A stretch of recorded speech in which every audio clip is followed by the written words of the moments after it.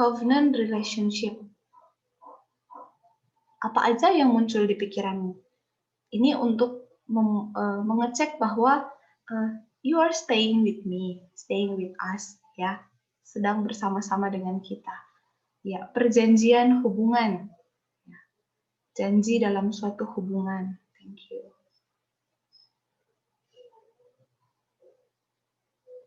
Ada lagi? Ya, benar sekali ya yang disampaikan oleh temanmu. Kalau mau ditranslatekan ke dalam bahasa Indonesia, kurang lebih covenant itu berbicara tentang ikatan perjanjian dan relationship berbicara tentang hubungan. Maka kurang lebih covenant relationship itu sedang berbicara tentang ikatan perjanjian dari sebuah hubungan. Nah, bicara tentang hubungan, ini bicara tentang relasi. Kita akan berelasi dengan banyak orang dalam bentuk relasi apapun, gitu ya. Kira-kira contoh relasi yang kalian bangun apa tuh kalau seumur kalian?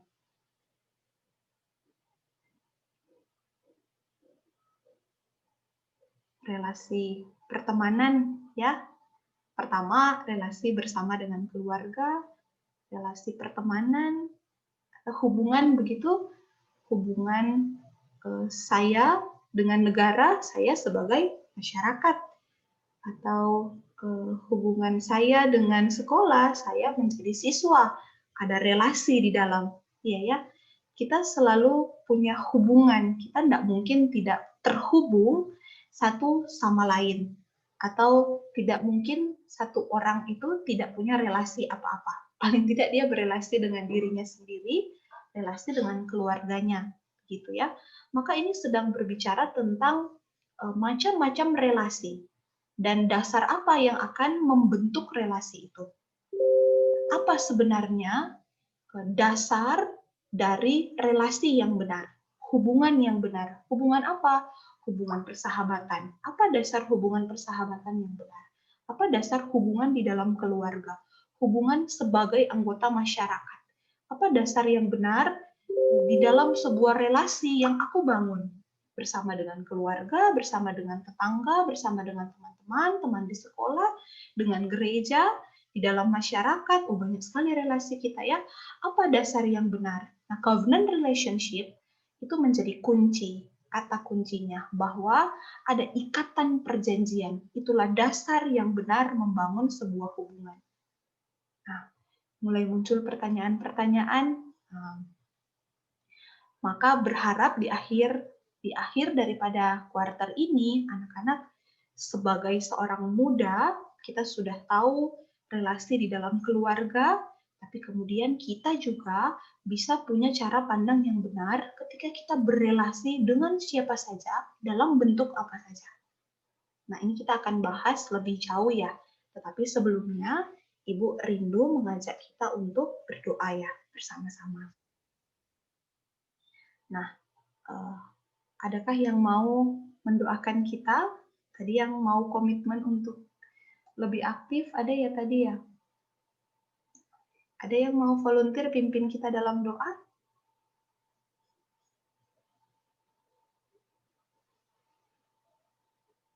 Wah, masih malu-malu ini. Tidak ada? Berarti Ibu minta Jonathan. Jonathan Piaya. Jonathan? Ya, Bu. Boleh pimpin Ya, kita Bu. dalam doa ya? Iya. Marilah kita berdoa. Ya Tuhan, terima kasih atas pembelajaran kita pada siang hari ini. Kiranya Engkau terus membimbing kami agar dapat berjalan ke jalan yang benar, agar sekiranya pembelajaran yang diberikan oleh Ibu pada siang hari ini dapat berguna bagi kehidupan kami pada sehari-hari untuk ke depannya. Ini yang menjadi doa kami dan menolong kami berdoa. Amin. Amin. Oke. Terima kasih ya, Jonathan. Ya. Nah, bicara tentang covenant relationship, kita akan kurang lebih membahas 3 pertanyaan. Kalau minggu quarter yang pertama kita juga bahas 3 pertanyaan ya. Sekarang juga kita akan bahas 3 pertanyaan. Ya. Pertanyaan yang pertama, apa yang menjadi dasar membangun hubungan benar menurut Alkitab? Hubungan apa yang dibangun? Apa saja? Hubungan pertemanan, hubungan dalam keluarga, hubungan dengan tetangga, hubungan dengan masyarakat yang lain sebagai satu warga negara, hubungan apa saja. Apa dasar membangun hubungan? Itu pertanyaan yang pertama. Kedua, bagaimana berelasi dengan orang lain tanpa kehilangan identitas. Ketika kita membangun satu hubungan, ada interaksi di dalamnya. Nah, biasanya kita sering saling mempengaruhi satu dengan yang lain. Syukur-syukur kalau waktu kita berelasi, orang itu orang yang baik, yang membawa pengaruh yang baik bagi kita. Tapi bagaimana kalau tidak? Justru kita jadi kehilangan identitas. Kita jadi ikut-ikutan. Kita jadi tidak punya dasar untuk berpegang terhadap apa yang aku percaya benar. Nah, kita bisa memilih teman, tapi ada masanya kita nggak bisa memilih tetangga siapa yang akan kita jadikan tetangga, gitu ya. Kita bisa kadang-kadang memilih mau berelasi dengan siapa, tapi bisa jadi kita juga ditempatkan di situasi di mana kita nggak bisa pilih.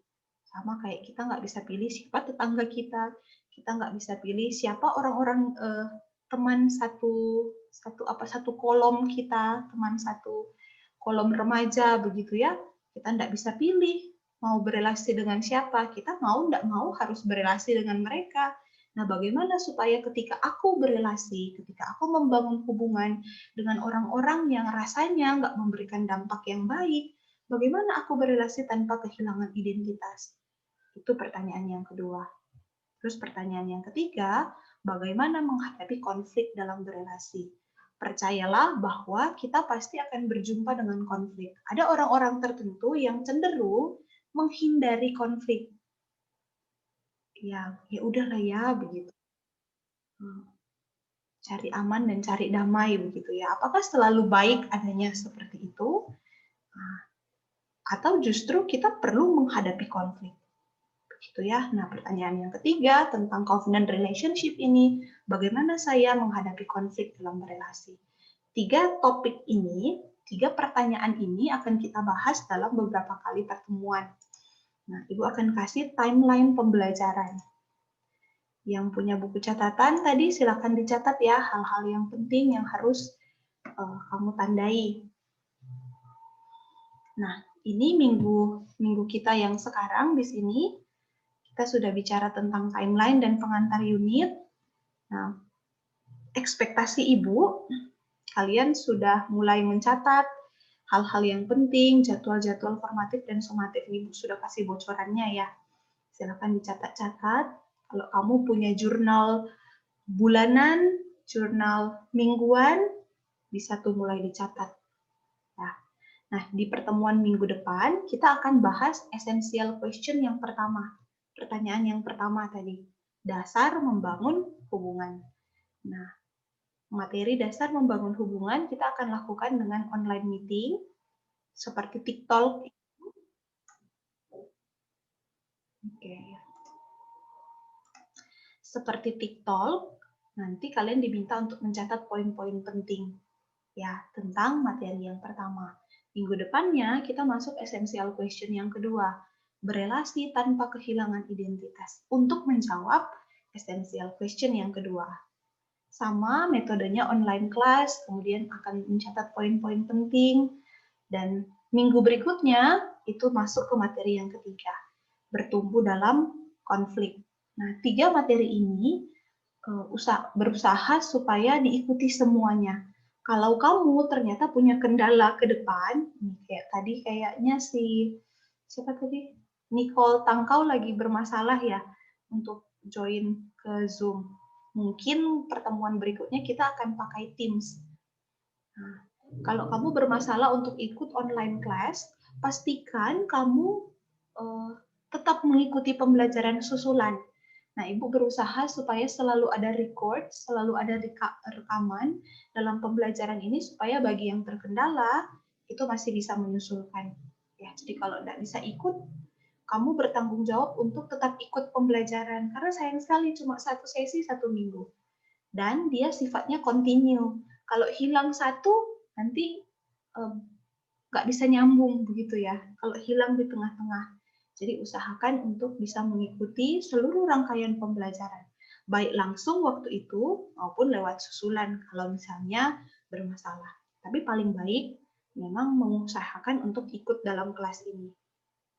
Iya ya. Nah, nanti masuk ke bulan November di awal sudah masuk ke penugasan formatif. Nah, apa isi formatifnya? Kamu akan diminta untuk membuat garis besar rangkuman, merangkum merangkum jawaban dari 3 pertanyaan yang tadi. Jadi, kamu akan menjawab pertanyaan ini berdasarkan rangkuman dari materi ini. Gitu ya.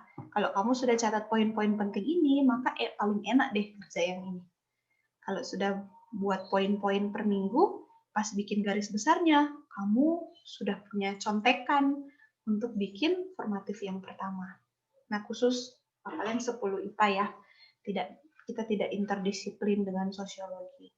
Nah, kenapa harus buat rangkuman? Karena nanti sumatifmu itu adalah membuat video persuasif. Ibu dari tadi tuh cari-cari, Ibu pernah nonton video persuasif kayak video Q&A, question-nya muncul di layar, kemudian kamu sendiri yang jawab, kayak gitu. Jadi misalnya pertanyaannya muncul, apa sih yang jadi dasar membangun hubungan yang benar menurut Alkitab? Nah, setelah itu kamu sendiri yang jawab. Jadi sebenarnya membangun hubungan itu kayak gitu ya. Nah, video persuasif berarti di akhir video nanti, jadi videonya menjawab 3 pertanyaan itu, kemudian di akhir nanti akan bersifat persuasif, mengajak orang yang nonton itu, anggaplah yang nonton orang muda gitu ya, orang-orang muda seumuranmu, mengajak mereka untuk, ayo kamu harus punya landasan yang benar dalam membangun hubungan. Jadi kamu membuat video persuasif. Pertanyaannya itu tadi, jawabannya kamu yang buat. Nah, akan ada 2 minggu untuk waktu pembuatan. Tapi kamu bisa cicil-cicil dari sekarang. Misalnya, aku masih bingung mau pakai aplikasi apa ya. Nah, bisa searching nih dari sekarang karena Ibu sudah kasih contekan bentuk sumatifnya apa ya gitu. Nanti di tanggal 16 November video itu akan Ibu kumpulkan sebagai nilai summatif yang kedua. Gitu ya. Jadi nanti di raport akan ada nilai quarter 1. Yuk, siapa yang masih bolong-bolong nanti harus dikejar ya, karena nanti nilai itu akan masuk lagi di nilai raport semester ganjil. Nah, nilai sumatif yang kedua yang ini. Nah, selama mengerjakan ini, Ibu akan minta kalian, kayaknya lagi gangguan ya. Ibu akan minta kalian untuk mengisi jurnal proses. Karena nanti kalian tidak akan online meeting, tidak ketemu kayak gini nih, kalian akan lakukan tugas mandiri. Nah, gimana Ibu tahu bahwa kalian produktif untuk bekerja? Dengan cara kalian mengisi jurnal proses. Nah, Ibu nanti tunjukkan ya gimana jurnal proses template-nya. Sudah sampai tanggal berapa tuh berarti? 18 ya. 18 November videonya dikumpulkan minggu berikutnya. Kemudian kalian akan share video itu kepada satu teman untuk minta feedback. Jadi kayak kamu sudah diberkati dengan 3 pertanyaan, 3 materi itu, 3 topik itu, kamu sekarang ajak satu teman untuk nonton, terus minta dong gimana pandanganmu kira-kira kontennya ya, bukan tentang videonya. Kayaknya kamu kegendutan deh, bukan tentang itu ya.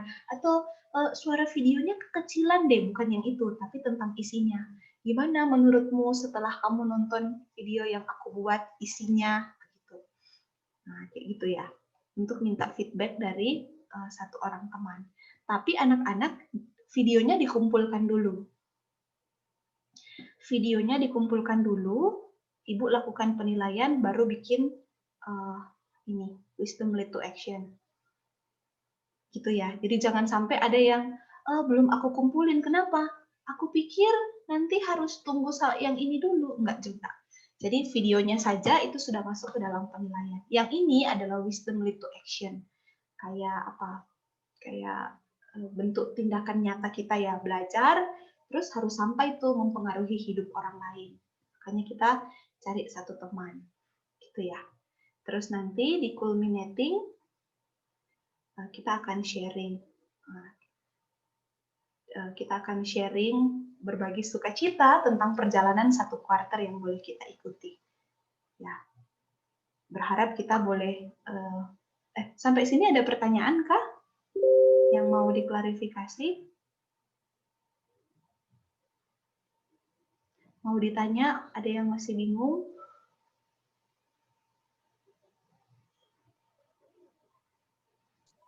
Bu, mau bertanya, Bu. Ya, silakan. Putri ya, silakan Put.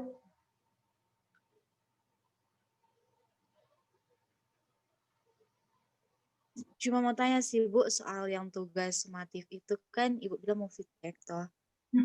Itu termasuk ya teman yang di luar Lentera, Bu, atau? Di dalam Lentera juga nggak apa-apa, tapi jangan di kelas 10 IPA, IPS. Jangan yang kelas 10 karena mereka belajar materi yang sama. Oh, iya, iya. Oke. Tuh.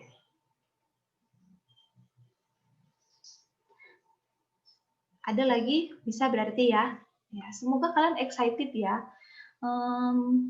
untuk ini. Nanti Ibu coba cari videonya deh supaya kalian kayak punya gambaran ya. Bikin video susah banget nggak sih? Nggak juga sih.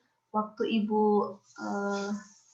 ini menikah, saya bikin video persuasif tuh. Jadi kayak pertanyaan-pertanyaan, terus Ibu sama Pak Sam itu jawab.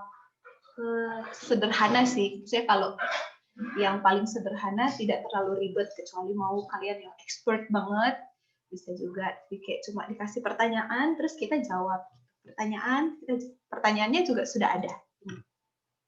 Iya ya. Tinggal mempersiapkan diri untuk menjawab. Menjawab dengan bahasamu yang sederhana, yang simple, yang mudah dimengerti begitu ya. Yang pokoknya gaya anak muda deh. Persuasif untuk anak muda kan. Sudah ya sampai sini? Kalau tidak ada pertanyaan, Ibu lanjut. Nah, ini adalah rubrik penilaian formatif. Formatifmu itu membuat apa tadi? Membuat ringkasan ya. Ringkasan dari 3 pertanyaan. Sama sih ini kata kuncinya itu dasar hubungan yang benar. Yang kedua, berelasi tanpa kehilangan identitas. Terus yang ketiga,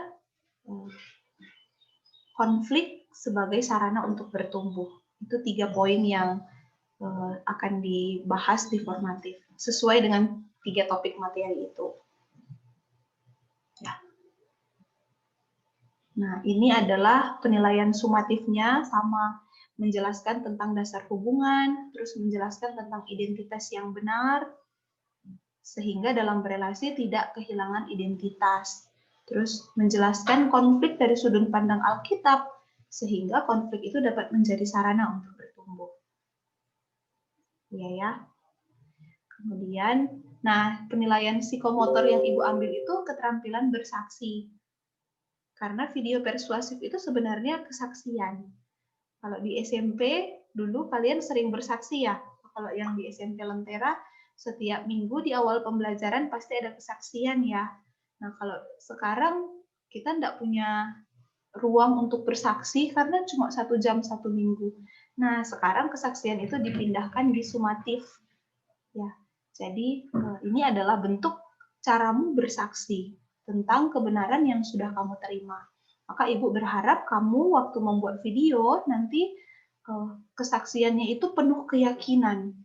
Menjelaskan dengan penuh keyakinan terhadap apa yang kamu yakini. Kalau kamu ragu-ragu, orang juga jadi ragu-ragu kan. Ya benar nggak ya yang dia bilang itu? Gitu. Kayaknya dasar hubungan yang benar itu sebenarnya harusnya kayak gitu. Orang juga jadi tidak yakin begitu ya, kayak mau jualan produk akhirnya juga nggak yakin ini betul nggak ya kayak gitu, nanti nggak jadi kesaksian jadinya ya. Terus waktu membuat video itu, kalimat atau statement yang kita sampaikan itu tidak bertentangan dalam pandangan Alkitab. Jadi harus back to the Bible. Sekalipun mungkin bahasanya sederhana. Bahasanya yang gaul-gaul gitu ya, yang gaya kalian deh anak muda, ibu sudah nggak muda lagi kayaknya ini. Tapi dia nggak boleh bertentangan dengan pandangan Alkitab. Ya, nggak usah kayak pendeta yang bahasanya teologi sekali, nggak usah kayak gitu. Bahasa kalian aja, tapi nggak boleh bertentangan dengan pandangan Alkitab. Nah, poin yang ketiga untuk keterampilan bersaksi, kalimatnya tegas, tidak bertele-tele, dan tidak terbata-bata. Jadi bikin simple-simple aja, jangan bikin kayak khotbah yang panjang sekali, nanti susah ngafalinnya. Nah, bikin kalimat yang tegas, tidak bertele-tele, terus meyakinkan ngomongnya, jadi nggak terbata-bata. Jadi kita gitu. Jadi ada persiapan di waktu kita bikin ini, nih garis besar ini. Nah di sini pembuatan kalimat yang tegas itu sudah terlihat. Jadi isi videomu sebenarnya ini, gitu ya. Ada yang mau ditanyakan? Nah kalau afektif itu daily spiritual assessment. Setiap minggu ibu melakukan penilaian sikap. Waktu kamu tanya, inisiatif tanya, atau kalau ibu bilang di kolom chat, ayo yuk kita sharing di kolom chat, bukan paksaan begitu, itu juga sebenarnya ibu sedang melakukan penilaian sikap. Ada dua aspek relasi. Aspek yang pertama, kerinduan untuk belajar firman, kelihatan dari apa? Kehadiran, aktif bertanya, menjawab, instruksi pembelajaran, dan sikap yang kedua itu mengalami pertumbuhan progresif, kelihatan bertanggung jawab, gitu ya. Dan ini dilakukan bukan waktu sumatif, tapi sepanjang pembelajaran. Ya. Sampai sini ada pertanyaan? Tidak ada ya. Nah, Ibu mau tunjukkan ini jurnal proses yang tadi selama kalian bekerja ini, tugas mandiri. Ini tugas mandiri lumayan banyak kan? 4 minggu kita tidak akan tatap muka. Wah, lama sekali Bunda akan lihat wajah kalian ya. 4 minggu itu kalian akan bikin jurnal proses. Jadi sepanjang sambil bekerja, nanti sambil membuat jurnal proses ini nih. Nanti secara online, jadi kolomnya ini. Ada kolom mapel, ada kolom target, ada mapel sama apa yang menjadi targetku.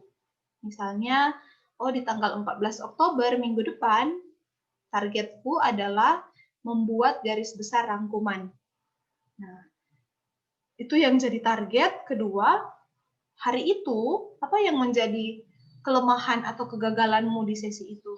Ya, ternyata garis rangkumannya nggak selesai, soalnya mikirin idenya lama banget, begitu ya.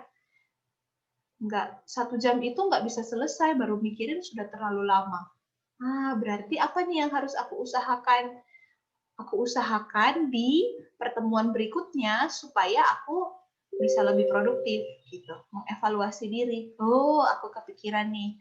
Berarti kalau ini contoh untuk yang interdisiplin, kan nanti dia akan ketemu lagi nih di hari. Ini kan hari Rabu misalnya, berarti ini hari apa? Senin. Ya anggaplah ini hari Senin ya. Hari Senin. Aku ini harus cari ide sebelum sesi sosiologi, supaya pas sesi sosiologi aku sudah bisa selesaikan. Jangan di sini, di sesi sosiologi, baru mikirin lagi idenya. Ya, makin lama lah selesai garis rangkuman. Belum selesai garis rangkuman, kok kapan mau baking tuh video? Begitu Kang. Jadi cari ide supaya bisa terselesaikan targetnya. Kira-kira sampai sini mengerti ya? Ini linknya dalam bentuk ini nih. Mana ya? Sebentar. Ini kayaknya. Nah, kelihatan jurnalnya?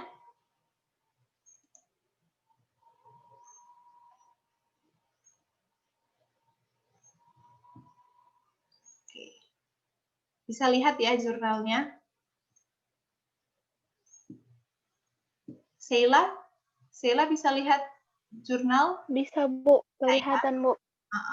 Ini ada 4 minggu, jatahnya setiap siswa ada 4 minggu, karena ada 4 kali pertemuan, kan? Ada pertanyaan, Ibu, kalau misalnya aku kerja di hari Sabtu aku kerja nyicil-nyicil misalnya, karena nggak cukup deh 2 minggu bikin video, jadi aku kerja juga di hari Sabtunya, perlu nggak bikin jurnal proses? Boleh juga, biar Ibu tahu kalian itu ternyata, wah ternyata dia lembur nih kerjanya, boleh, nanti tinggal insert one above, jadi naik, akhirnya bisa jadi 5. Oh, ternyata dia kerjanya 5 pertemuan. Rajin banget ya, gitu. Bisa ya? Ibu kasih jatah, Ibu kasih jatah 4 minggu, gitu. Tapi masih bisa ditambahi. Gitu ya. Nah, ya. Jadi setiap minggu akan masuk ke link ini untuk isi. Jadi nanti di akhir semua link akan penuh. Oke. Wah, ini slide Ibu yang terakhir. Kita sudah selesai nih sampai di sini. Ya. Nah, kalian ada yang mau ditanyakan kah? Kalau tidak ada, Ibu yang mau bertanya. Tidak ada ya? Oke. Kalau tidak ada, nah, sekarang di kolom chat, silakan tuliskan kira-kira apa saja pertanyaan tentang relasi yang kamu mau tahu. Biar Ibu bisa masukkan juga di dalam bahan materi. Kan 3 minggu ke depan kita mau masuk materi ya. Sebentar. Ya. Ini mau masuk ke materi ini ya. Nah, Ibu mau dong tahu apa saja pertanyaan-pertanyaan yang kamu mau tahu tentang covenant relationship. Gitu. Biar Ibu bisa masukkan ke sini, bisa jadi pembahasan kita minggu depan, 2 minggu depan, dan 3 minggu depan. Yuk di kolom chat tuliskan kira-kira apa saja yang muncul, apakah pertanyaan seputar relationship, seputar hubungan. Apa aja, tanya apa aja. Nanti Ibu sortir-sortir. Setidaknya Ibu punya gambaran, oh anak kelas 10 IPA 1 tuh sedang butuh pencerahan, pembimbingan tentang ini nih. Nah, kayak Jonathan Piai sudah kasih satu pertanyaan. Gimana supaya orang tua dapat mengerti maksud dari setiap perbuatan kita? Oke. Thank you ya, Jonathan. Bagaimana orang tua dapat mengerti maksud dari setiap perbuatan kita? Emang susah ya, kalau ada yang bilang, bikin ini salah, bikin itu salah, nggak bikin juga, salah juga. Jadi bingung kita kan, yang mana yang benar? Semua kayaknya salah di mata orang tua. Gimana sih supaya kita ini bisa dimengerti gitu ya?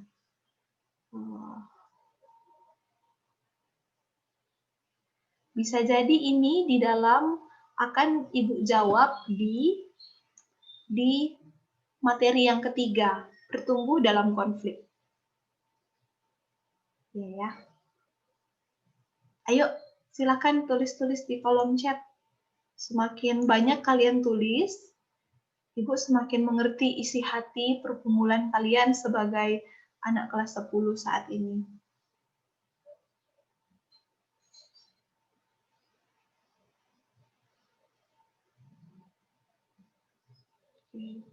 Bagaimana cara agar orang tua mau dan bisa menerima pendapat kita? Kayaknya ini topik yang hangat di sini ya, bertumbuh dalam konflik ya.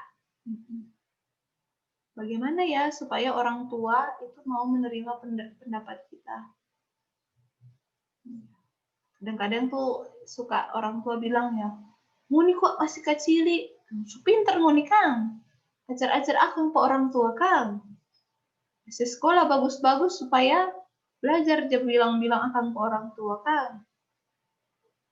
Iya, paling sering kayaknya anak-anak seusia kalian konfliknya sama orang tua ya. Kayak sulit untuk saling mengerti satu dengan yang lain. Belum lagi gap generasi yang bertolak belakang sekali.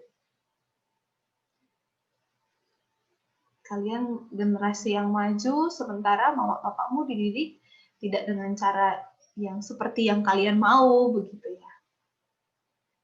Nanti Ibu jawab di ini ya, di materi yang ketiga ya, Sheila.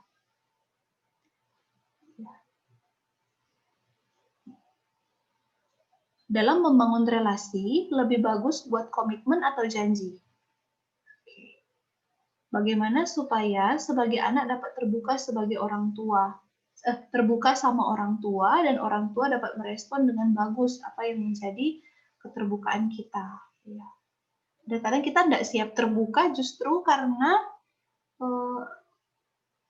kita takut ditolak ya. Kenapa banyak anak yang suka bohong? Soalnya kalau jujur dimarahin. Bohong nggak dimarahin, lebih baik bohong gitu kan. Gimana ya supaya bisa terbuka, padahal keterbukaan itu adalah awal pemulihan.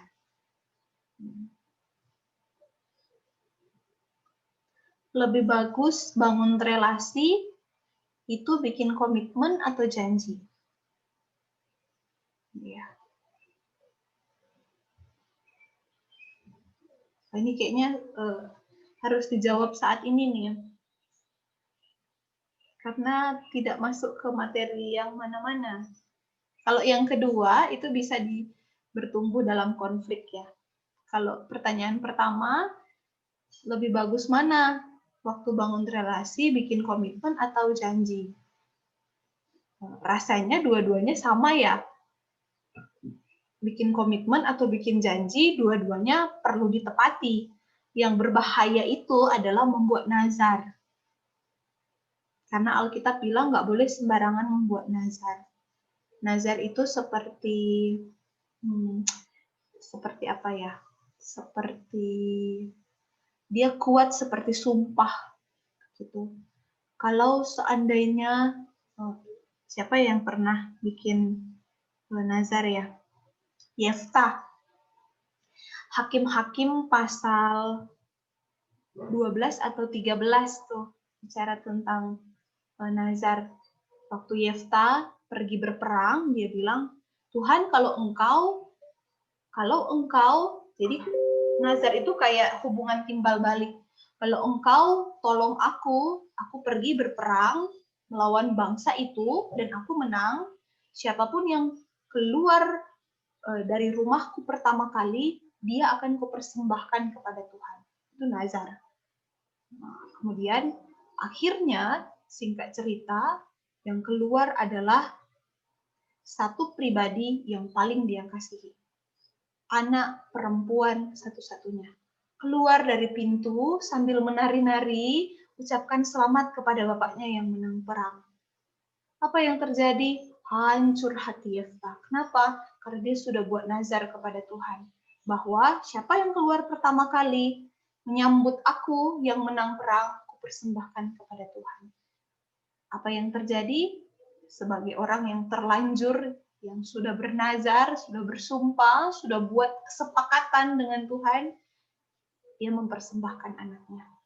Nah, maka tidak boleh sembarangan membuat janji. Kalau Tuhan tolong, maka apa yang harus aku lakukan? Kayak ada kesepakatan gitu ya. Kalau komitmen atau janji, tidak dua arah gitu ya. Tuhan, aku berjanji, aku berkomitmen, aku mau gitu ya. Tapi tidak ada hubungan timbal balik. Kalau Tuhan bikin ini, aku bikin ini. Itu nazar. Itu komitmen, sumpah begitu ya. Kalau komitmen, satu arah kan. Tuhan, aku rindu untuk apa? sama kayak janji. Aku janji Tuhan mau apa. Sebenarnya itu sama kuatnya begitu. Sama-sama harus dipenuhi gitu. Tapi tidak sekuat itu nazar. Karena nazar itu mirip sumpah. Kalau engkau bikin ini, aku bikin ini. Nah, kalau dia sudah bikin, kamu berutang. Semoga menjawab ya, Putri. Kalau pertanyaan nomor 2 itu nanti dijawab di konflik, bertumbuh dalam konflik. Ya, ini bagus sekali pertanyaan dari Geisler. Bagaimana cara berelasi baik bersama dengan sahabat? Pertanyaan Geisler itu akan terjawab di dasar hubungan yang benar. Sebenarnya apa yang menjadi dasar hubungan yang benar? Gitu ya. Sama-sama punya hobi yang sama, itu dasar hubungan yang benar enggak? Sama-sama punya orang tua yang menyakiti hati kita, sama-sama seperasaan begitu. Apakah itu dasar hubungan yang benar? Apa sebenarnya yang menjadi dasar membangun hubungan yang benar? Gitu ya. Pertanyaan Geisler ini nanti terjawab di materi yang pertama ya, Geisler. Terus ada lagi nih dari Beverly.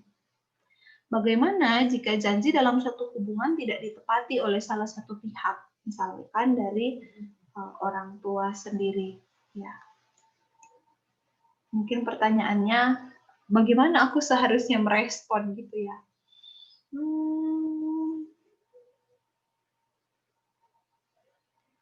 Ya, Ibu jawab kali ya.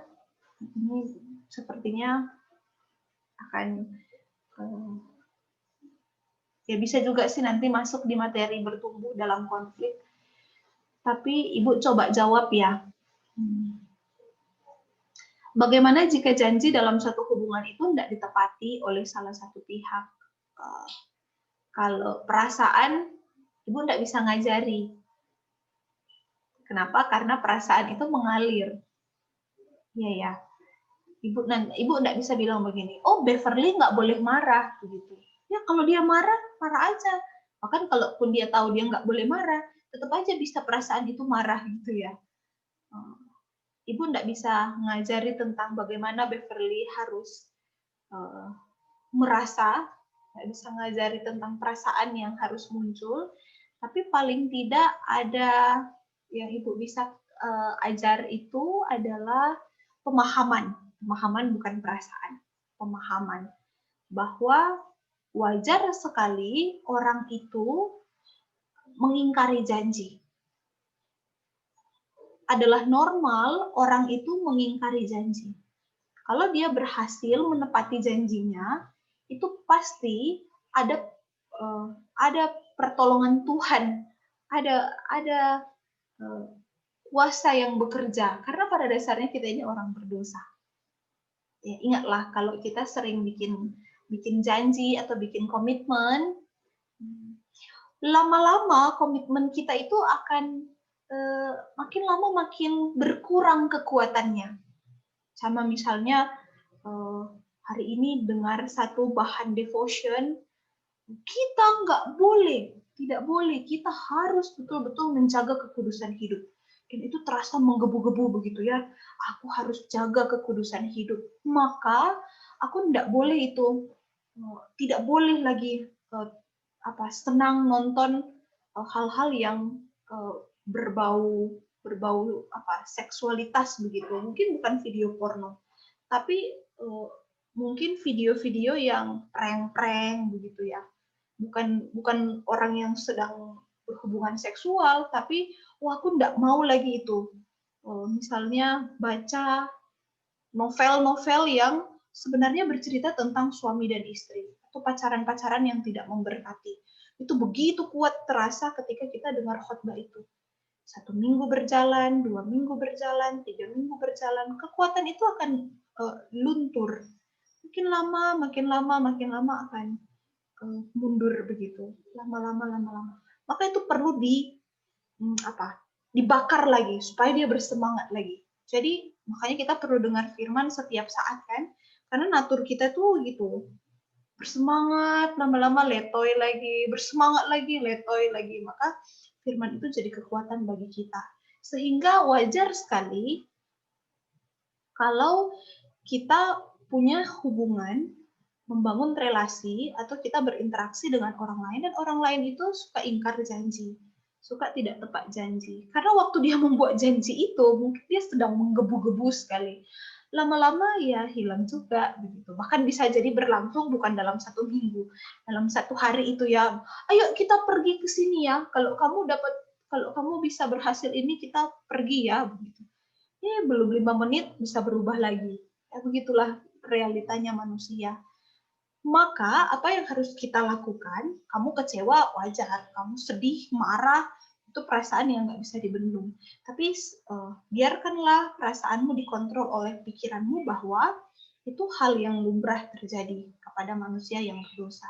Maka aku perlu membakar kembali, mengingatkan kembali. Ya. Jadi perlu bilang, saya tahu, saya ingat akan ulang. Sama kayak tadi, kita perlu terus diingatkan oleh firman tentang apa yang sudah kita komitmenkan. Jadi kalau kamu sudah sedih, sudah menangis, sudah sakit hati, sudah selesai, habis itu harus tahu, aku harus ingatkan mama dan bapak. Aku harus bilang sama mereka, karena mereka wajar jadi orang yang lalai. Semoga itu menjawab ya, Bev. Ya. Nah, ada pertanyaan dari Faith, kalau sering bikin dosa berarti orang ada relasi dengan iblis? Ngeri ya. Wah, ini menyenangkan sekali, tapi waktu kita sudah habis. Kalau orang sering bikin dosa berarti orang ada relasi dengan iblis di dalam. Wah, ini dalam sekali.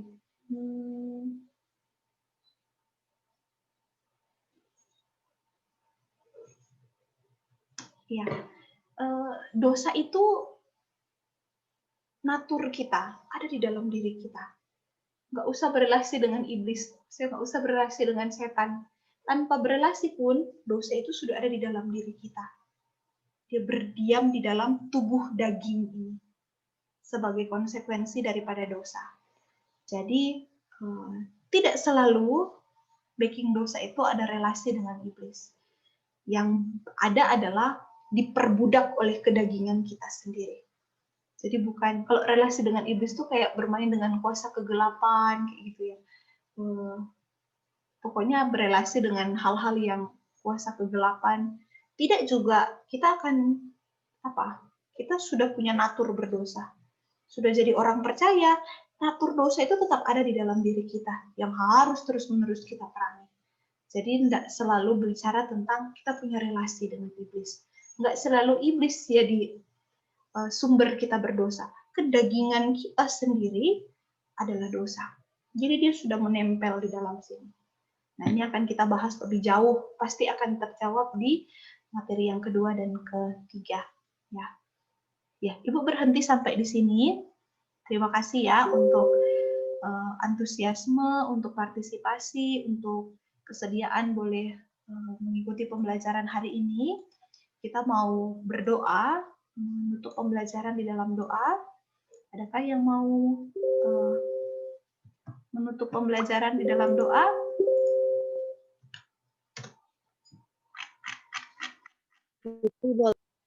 Ya, silakan. Mari kita satu dalam doa, kita berdoa. Tuhan Yesus, terima kasih karena berkat-Mu di sesi BS kami ini kami boleh belajar. Biarlah di materi yang akan kami tempuh di kuartal kedua ini, kami boleh mempertanggungjawabkan dengan sebaik mungkin. Berkati kami Bapak, kelas 10 IPA 1 dan Ibu Widi, biarlah segala tugas bisa kami kerjakan dengan penuh tanggung jawab. Kami menyerahkan sesi pembelajaran kami selanjutnya kepada-Mu. Dalam nama Tuhan Yesus kami berdoa. Amin. Terima kasih ya. Tadi siapa yang pimpin doa ya? Putri, Bu. Oh, Putri. Oke. Thank you ya, Put. Mari kita mengakhiri kelas hari ini. Silakan berikan semangat, 1 kata, 1-2 kata semangat untuk teman-temanmu, kemudian last meeting ya.